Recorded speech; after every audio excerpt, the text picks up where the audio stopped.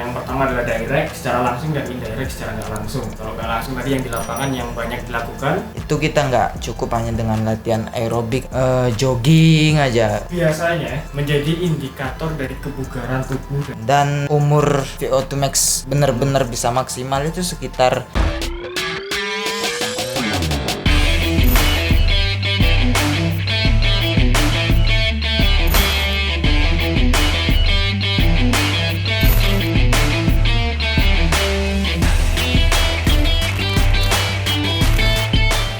Halo guys, selamat datang di video lain dari official MSP. Ya, setupnya sedikit beda.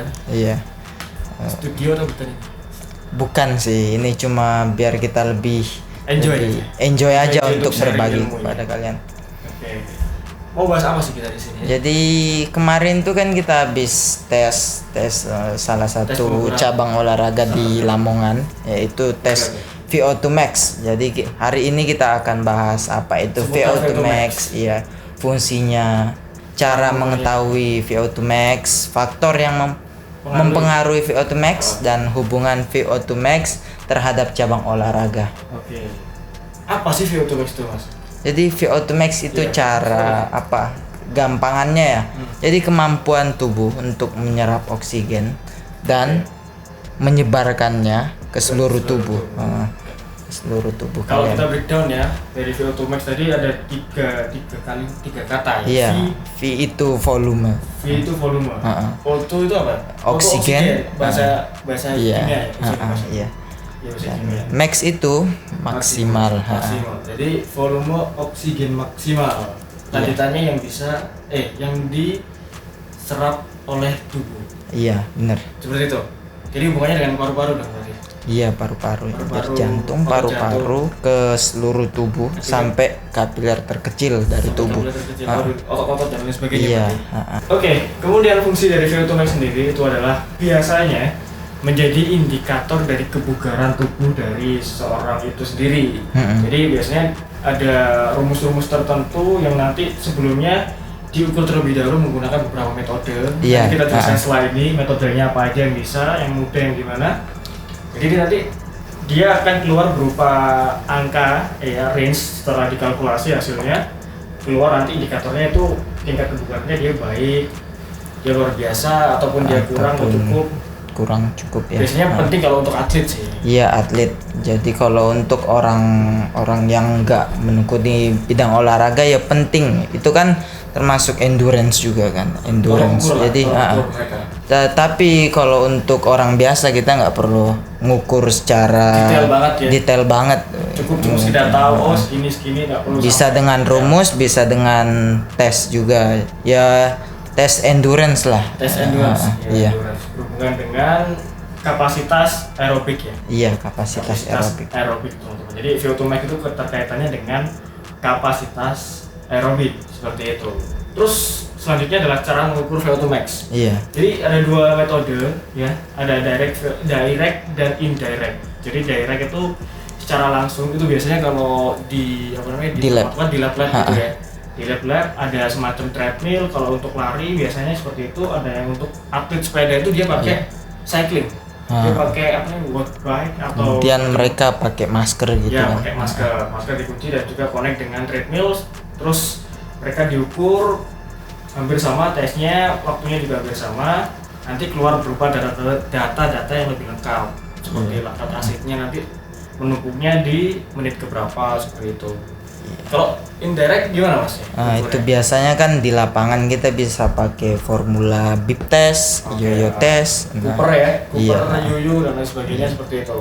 Tapi katanya itu kayak pengukuran di luar lapangan itu di lapangan itu kadang kurang valid, kurang akurat. Ya kalau misalkan dibedakan antara lab dengan lapangan ya jelas mungkin yang lapangan kurang akurat. Tapi kalau misalnya semua diukur di lapangan, ya kita bisa mengambil hasil yang valid dari ukuran itu. Oke, jadi balik lagi ke konsep tes pengukuran adalah semuanya perlakuannya harus sama seperti itu. Perlakuan harus sama. Jadi untuk mengukur VO2 max sendiri ada dua metode ya. Yang pertama adalah direct secara langsung dan indirect secara nggak langsung. Kalau nggak langsung tadi yang di lapangan yang banyak dilakukan. Iya. Karena meminimalisir resiko resiko biaya yang tinggi juga dan juga mempermudah dilakukan di mana aja teman-teman. Dan alatnya juga ya, selain mahal ya masih jarang banget, mungkin di Indonesia mungkin udah ada. Kalau direct saya mungkin sih ada, cuman nggak terlalu banyak juga sih. Dan itu yang pasti mahal teman-teman. Kalau untuk pengukuran atlet mulai dari timnas sampai ini sih saya belum pernah ini lihat lah ya. Belum sampai sedetail itu ya tiap pemainnya kategorinya gimana gitu. Oke, skip. Selanjutnya adalah faktor-faktor nih yang mempengaruhi VO2 max ya. Apa aja sih faktor-faktornya? Jadi pertama itu faktor usia. Faktor usia. Kenapa dengan usia? Ya karena tingkat kebugaran seorang kembali lagi semakin orang tua maka semakin usianya semakin tinggi lah. Iya, maka kebugaran tubuhnya juga akan semakin rendah. Dan umur VO2 max benar-benar bisa maksimal itu sekitar 20-an tahun ya. Iya, sekitar 20-30 lah range segitu kita bakal dapat VO2 max maksimal dari tubuh kita karena emang lagi seger-segernya segitu. Iya, seger-segernya manusia lah. Tapi tergantung. Kalau dia emang hidupnya lifestyle dia sehat, otomatis dia masih seger. Iya, juga. Jadi lifestyle juga pengaruh terhadap usia dan juga pengaruh terhadap VO2 max seperti itu. Oke, kemudian faktor yang kedua yang mempengaruhi VO2 max yaitu gender, jenis kelamin. Beda nggak sih cowok sama yang cewek? Ya beda lah. Untuk yang cowok kan dari postur, dari kondisi otot, hormon dan sebagainya. Iya, hormon juga berpengaruh. Jadi emang kalau kondisi otot kita perlu diketahui bahwa bukan fungsi sih kayak emang pembentukan atau emang kondisi ototnya dari cowok sama cewek itu beda kan. Iya. Lebih kasarnya cowok lebih gampang dibentuk strukturnya gitu. Kekuatannya juga beda, fibersnya juga beda gitu. Maka pengaruhnya juga di VO2 max juga ada, meskipun ya balik lagi ke aktivitas dari atlet atau orang tersebut, dia aktivitasnya gimana. Perbedaan antara cowok dan cewek itu hampir 40%. Sekitar dari 40%. Iya, sekitar 40% dari VO2 max. Cukup signifikan. Iya, signifikan. Kan yang kehidupan sehari-hari aja kita lihat ya. Antara cowok dan cewek yang misalnya mereka yang dibandingkan antara cowok yang nggak pernah latihan dengan cewek yang nggak pernah latihan itu kan beda. Meskipun mereka dites lari gitu udah beda lah.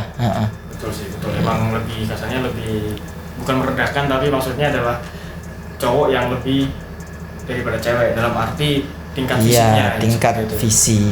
Tingkat fisik dari tubuhnya. Oke, faktor selanjutnya adalah mengenai pola latihan yang dilakukan. Jadi untuk meningkatkan atau biar level VO2 max kita meningkat, itu kita nggak cukup hanya dengan latihan aerobik atau jogging aja untuk kardio, jogging lama. Jadi kita juga harus misalnya di pertama kita harus melatih otot dulu. Karena kan untuk memaksimalkan penyebaran oksigen ke seluruh tubuh secara merata juga. Jadi kalau di sini juga kalau menurut saya pribadi, apabila ingin meningkatkan VO2 max ya, atau yang pengaruh yang VO2 max itu bisa maksimal, yaitu dari intensitas latihannya gimana. Iya, yang tinggi. Jadi nggak bisa intensitasnya itu rendah terus, nggak bisa kan? Nggak bisa. VO2 max itu bisa didapatkan ketika otot jantung kita itu mampu bekerja keras. Iya, bekerja. Dia heart rate-nya naik tuh. Sekitar 80% ke atas. 80 ke 90%. Itu tadi kategorinya adalah intensitasnya harus tinggi seperti itu. Iya. Jadi seperti latihan interval training, terus nanti ditambahi dengan latihan strength dikit-dikit lah. Iya, strength bukan dikit-dikit sih. Strength itu emang harus cukup. Jadi nggak boleh dikit. Iya secukupnya. Secukupnya. Jadi harus dikombin lah antara latihan aerobik tapi intensitasnya juga tinggi. Itu bisa kalian tambahin dengan sprint ya. Iya, sprint atau latihan kecepatan itu juga bisa meningkatkan VO2 max. Karena ketika kita latihan kecepatan, seluruh tubuh kita bakalan bergerak meskipun dengan gerakan-gerakan yang simple tapi semua berkontraksi dan jantung juga bakalan bekerja keras. Secara langsung seperti itu ya. Iya. Oke, selanjutnya adalah dari letak geografis atau kondisi daerah kalian di mana sering melakukan latihan di situ. Jadi ada perbedaan semacam orang yang latihan di pantai dengan orang yang latihan di gunung. Di gunung. Jadi di dataran rendah dan juga di dataran tinggi. Iya. Seperti itu. Kayak Ada petinju juga? Bukan tinju. Ya kita ambil contoh tarung derajat Jawa Timur. Mereka kan biasanya TC itu di Malang atau di daerah Batu gitu. Mungkin ya suhu dingin dan mungkin mereka mencari kadar oksigen yang rendah juga untuk meningkatkan VO2 max. Iya. Jadi emang pengaruhnya juga ada. Jadi kalau misalnya bukan di suhu, misalnya kita bandingkan antara dataran rendah dan dataran tinggi. Dimana di dataran tinggi itu otomatis suhunya lebih rendah kan? Iya. Dan juga kadar oksigennya lebih minim daripada di dataran yang rendah. Jadi kenapa kok kebanyakan kalau latihan orang di dataran tinggi itu lebih dapat VO2 max-nya? Maksudnya latihannya lebih efektif untuk mendapatkan VO2 max. Tapi kalau untuk itu ya memang letak geografis berpengaruh, tapi kan butuh waktu yang lama. Nggak cukup hanya dengan 2 minggu, 3 minggu, nggak cukup. Kita harus dengan waktu yang lama juga untuk perbandingan juga antara orang yang latihan di pantai atau orang yang latihan di gunung. Gitu. Jadi untuk misalnya latihan di dataran tinggi itu nanti pelan-pelan adalah fisiologis dari tubuhnya nanti berubah. Iya. Efektif kasarannya ketika dia mendapatkan oksigen yang rendah itu dengan tuntutan tubuhnya yang harus mendapatkan oksigen, otomatis jantung itu akan kerja lebih efektif. Iya. Dia dapat oksigen seberapa, otomatis kerjanya harus sama. Oksigennya rendah, kerjanya harus tetap sama.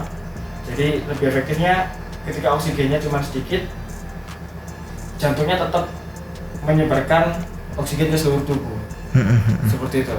Iya. Pengaruhnya adalah tingkat oksigen tadi. Kalau dilihat dari kondisi letak geografis latihannya. Seperti itu. Ada juga tuh waktu Piala bukan Copa Amerika. Tahun berapa tuh kalau nggak salah? Waktu itu Argentina lawan Bolivia. Iya, Argentina. Iya, Bolivia kalau nggak salah. Jadi yang Argentina ditahan seri ya? Iya, kalau nggak salah ditahan seri itu karena emang mainnya di dataran tinggi kan. Mainnya di dataran tinggi yang awalnya mereka satset sampai di sana mungkin karena faktor oksigennya yang kurang, jadi mereka kurang maksimal mainnya, lebih cepat capek lah, endurance-nya sangat terkuras, kemampuannya nggak bisa keluar maksimal, akhirnya ya cuma ditahan seri. Padahal itu harusnya bisa menang sih, di atas kertas pun kemampuannya jauh lah seperti itu, tapi ya karena letak geografinya beda, mereka latihan di dataran rendah biasanya, ketika itu main di dataran tinggi kondisinya yang dihadapi juga beda. Iya. Selanjutnya hubungan VO2 max terhadap cabang olahraga ini penting juga untuk kalian ini, mungkin untuk yang para atlet, bagi para pelatih juga. Pelatih juga sih ya, juga. Jadi emang nggak bisa digeneralisasi, disamaratakan ya. VO2 max-nya harus bagus di semua cabang. Iya, nggak harus. Misalnya gini, kalian misalnya petinju. Kalian ngelatih VO2 max dengan disamaratakan gitu loh sama cabur-cabur lain. Misalnya kan VO2 max banyaknya metode VO2 max itu dengan latihan berlari, jogging, interval training. Itu kan kurang efektif untuk para misalnya petinju atau fighter. Jadi kan sesuaikan. Misalnya kalian mungkin di saat tes, karena mungkin hanya berlari ya, hasil VO2 max petinju nggak lebih baik daripada emang asli pelari. Karena tinju juga membagi ini latihan otot mereka. Pelari ya kebanyakan mereka ya lari. Untuk meningkatkan VO2 max mereka juga dengan lari. Tapi kalau untuk petinju sendiri kan mereka ada untuk endurance-nya sendiri ya, dengan latihan memukul, dengan untuk memukul beberapa menit kemudian istirahat. Pokoknya hampir sama, cuma dia lebih ke cabur masing-masing. Spesifik ke cabur masing-masing. Karena memang ya tadi latihan itu harus disesuaikan dengan spesifik pertandingannya gimana gitu loh. Iya. Sepak bola kan dia lari terus overall kan, banyak Iya. bola basket dan lain sebagainya. Yang Ya, kalau tinju kan nggak bisa disamakan, latihannya juga sama seperti itu nggak bisa disamakan. iya. Kayak kalian kadang misalnya kita ambil contoh kecil di Porprov lah ya. Oke. Nah, kan cabang olahraganya berbeda-beda. Betul. Tapi mereka pada saat tes yang paling disoroti saat tes fisik itu tes VO2 max. Hasilnya ya? Mereka semua kayak pengen gede-gedean gitu di VO2 max. Kayak VO2 max cabur ini lebih bagus daripada cabur ini. Sebenarnya nggak bisa dilihat dari itu juga, karena kan cabang olahraga yang berbeda, penggunaannya juga berbeda, gitu.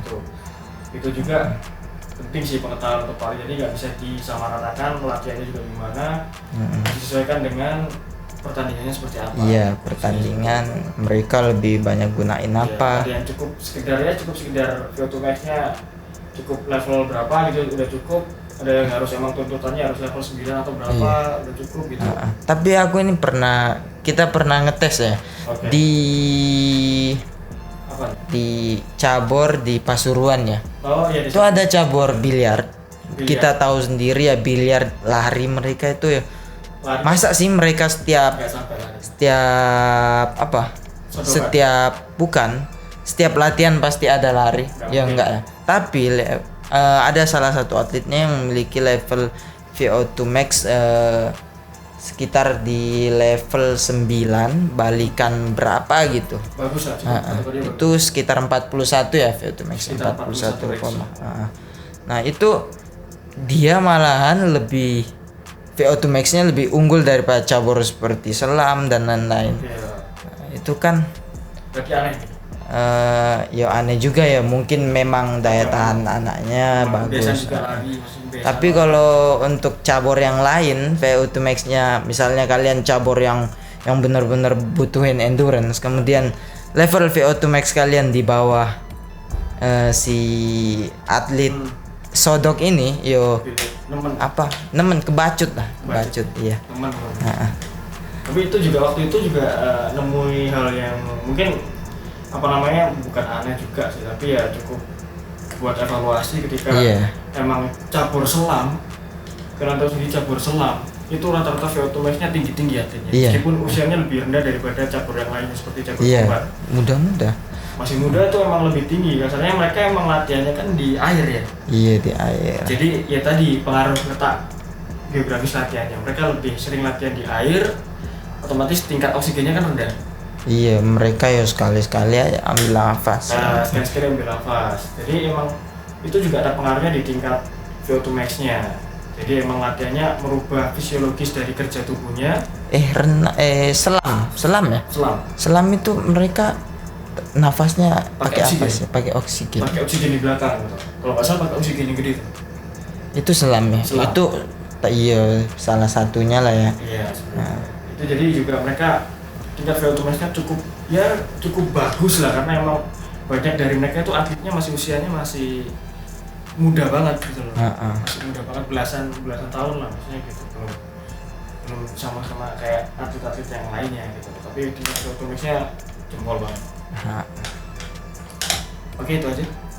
Ya ini aja. Mungkin di next video kita bakalan bahas bagaimana cara meningkatkan VO2 max itu sendiri.